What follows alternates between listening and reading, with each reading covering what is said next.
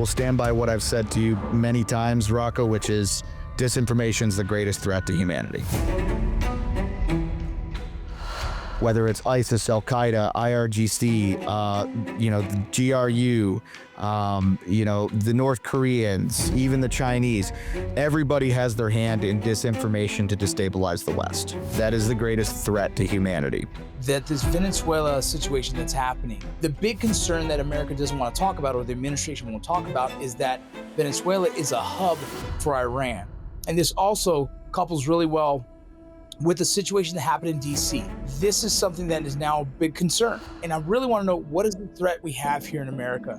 The enemy, IRGC particularly, Iranian Revolutionary Guard, Quds Force, their intelligence apparatuses, they are going to move to the places where they can operate and hide and facilitate.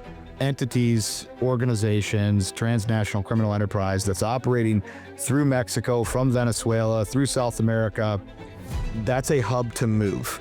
What would scare me about what our brother from the intelligence community here is saying is the fact that those organizations understand mass transit of illegal substances and how to bring those substances in the US.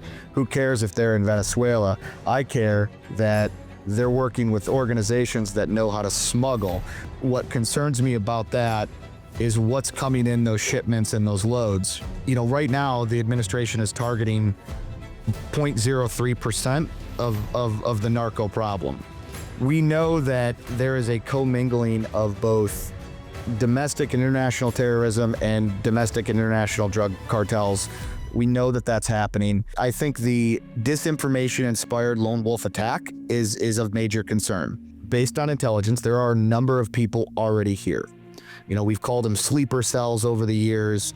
We know that, during the Cold War, Russian intelligence had this model built. We know that that's not just fiction in movies and books. We know that's real. If you look at the New Orleans attack in January 1 of this year, pretty significant, right? The individual rammed with a truck. He had multiple IEDs within his vehicle.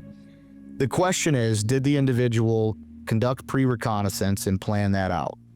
As we are seeing, most of those instances from, even the plot that happened around Halloween here in Michigan, where the FBI conducted multiple raids. This morning, the FBI thwarted a potential terror attack and arrested multiple subjects in Michigan who were allegedly plotting a violent attack over Halloween weekend. The one thing that ISIS, Al-Qaeda, these organizations want is fear. And it isn't, pro-open borders or not. What it is we have people in our backyards that we don't know who they are or what their intentions are to be here. The lone wolf threat is considerable, but what if it's bigger than that? What if it's multi-state, multi-jurisdictional, hinders our response capabilities?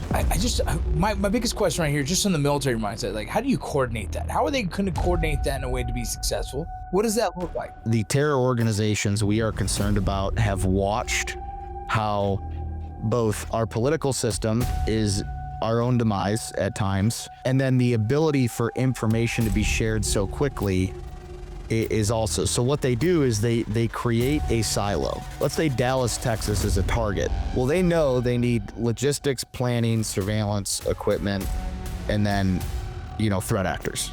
The way I have heard it, seen it, and been taught about it is those threat actors will most likely not know each other. And there will be, principal handlers for each operational segment of an attack. What is it about America that is such a target? We're a 270-year-old plus toddler with a rattler called freedom. And when you try to take it from us, we throw the biggest fit you've ever seen. And we're the golden child.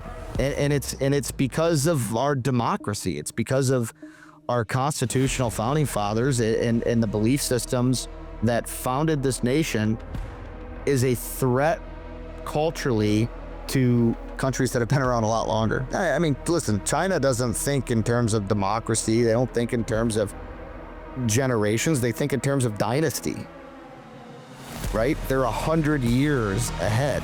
The ideologies of radical extremism, I think, are fed through multiple sources, but also are balanced by one defining factor, which is I no longer have to say it's okay that I don't agree with you.